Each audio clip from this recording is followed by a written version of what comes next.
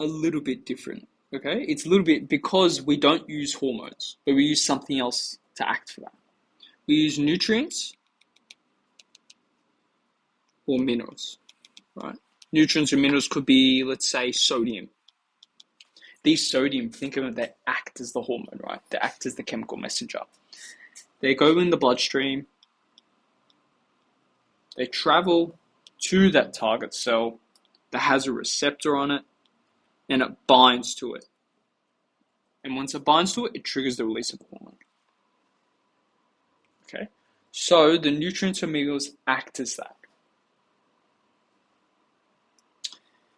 Okay? Let's go to our next one. There's 3 types. Let me just summarize. So this can release hormones, right?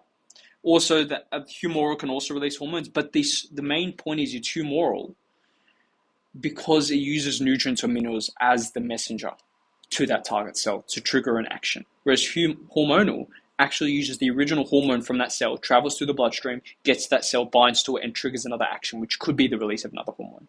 Neural is a neuron's directly attached to that target cell and triggers that target cell to do something, which could be releasing a hormone, right? And triggers an action of that cell. In this case, releasing a hormone, adrenaline from the adrenal medulla. Okay, last one we got. Let's do the last thing, which is the hypothalamus. It's a little bit. Okay. So, what you got your hypothalamus in your brain. And attached to this, below it, are the anterior pituitary gland and the posterior. Now I want you to remember that, because this is the hypothalamus, right? That produces hormones. Because it's below and it's an outgrowth, it's called hypophysis.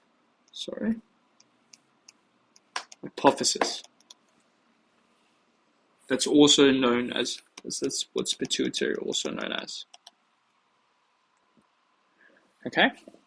So we've got your posterior and you've got your anterior. Okay? And the posterior, is also called neurohypophysis. And this is also called adrenohypophysis. Okay. And the branch that branches down and connects to the pituitary is called the infundibulum.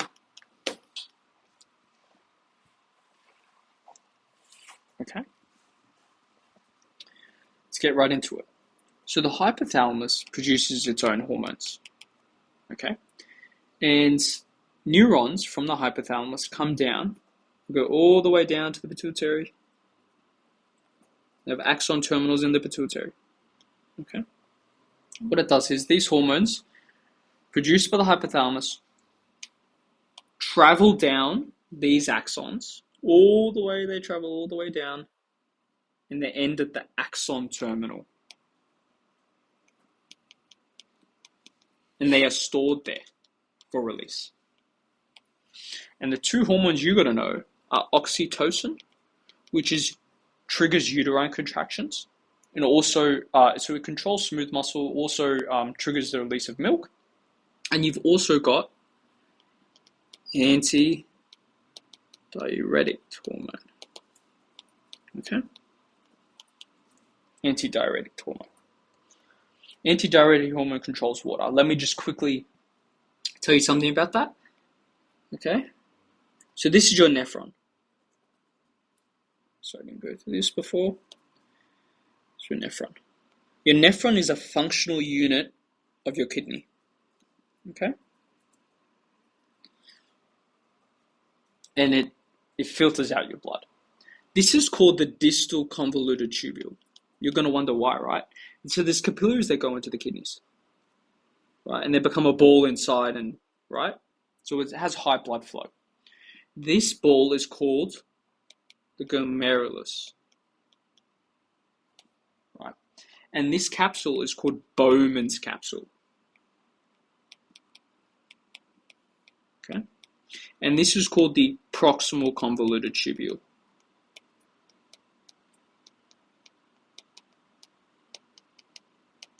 And this is called the loop of Henle. And this is called the distal convoluted tubule. And this is the collecting duct. It collects urine for release. Sorry about that. So it controls urine for release, okay? There are two hormones that act on the distal convoluted tubule. The two hormones, I've already said one. I said aldosterone. Remember before? Talked about aldosterone. We talked about aldosterone as mineral corticoids. Remember? Mineral, right? So it controls a mineral, right? In this case, it would be sodium. So if there's an increase in aldosterone triggers the reabsorption of water back into the body. And when it reabsorbs water back into the body, what else? Water follows the sodium. So it's like indirectly triggering the reabsorption of water. Okay? And then you got, also known as ADH, antidiuretic hormone, right? Diuretic to peeing, right? So it controls directly the movement of water. So reabsorption of water. Reabsorption of water back into the body, right? You're going to wonder, why do we have two hormones, aldosterone and antidiuretic hormone? Well, if you think about it, aldosterone directly reabsorbs sodium, right? Sodium is a mineral we need, right? If we don't have enough sodium, aldosterone will reabsorb sodium. Whereas if we have enough sodium, but we need more water, antidiuretic hormone will act, which directly controls the reabsorption of water within the distal convoluted tubule of the nephron. Okay, it's done here. Let's move on. Okay.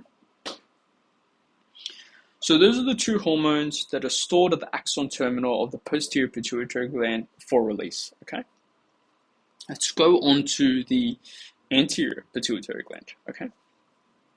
What's different between the anterior and posterior, as you're going to see now, is the axons don't go all the way down like the posterior pituitary. It actually only goes, let's say, 1/4. It stops here. Reason being, there's blood vessels in here. And these blood vessels are called the hypophyseal portal system.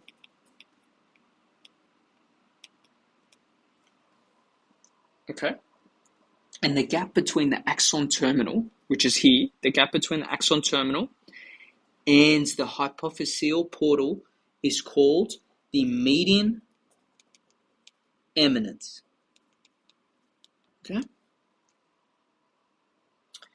And then we also got down below endocrine cells that produce hormones and release it, okay? First, we've got to trigger the release. We've got to act on the endocrine cells to cause them to release hormones, right? So the hypothalamus directly produces hormones for the anterior pituitary gland to act on these endocrine cells. And there's 6 hormones that it produces, right? The first one is growth hormone releasing factor. Okay, this causes the release of growth hormone. That's a stimulatory hormone, right? Then the next one is called gonadotropin releasing hormone. Gonadotropin releasing hormone triggers the production of LH and FSH, right?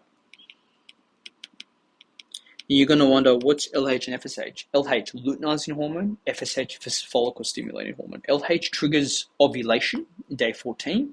Follicle stimulating hormone is the maturation of a premortal follicle. So it's pretty much the growth of a premature follicle within the ovaries, which is a follicle is like a premature egg, right, or oocyte. So that's the two hormones. Let's go through another one. We've got corticotropic hormone, releasing hormone. This controls the release of the adrenocorticotropic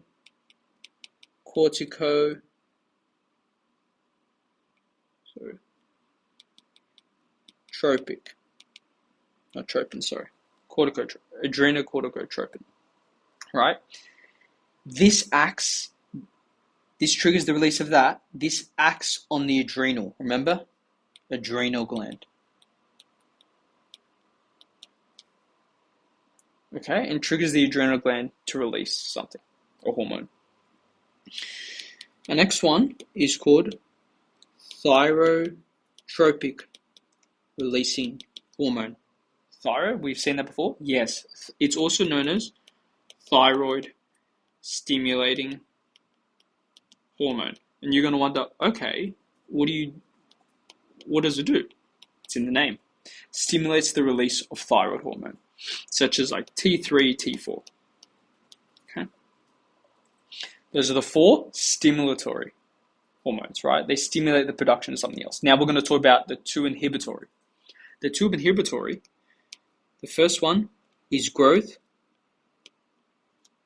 inhibiting protein. As you can see, it's in the name, inhibits growth hormone, right?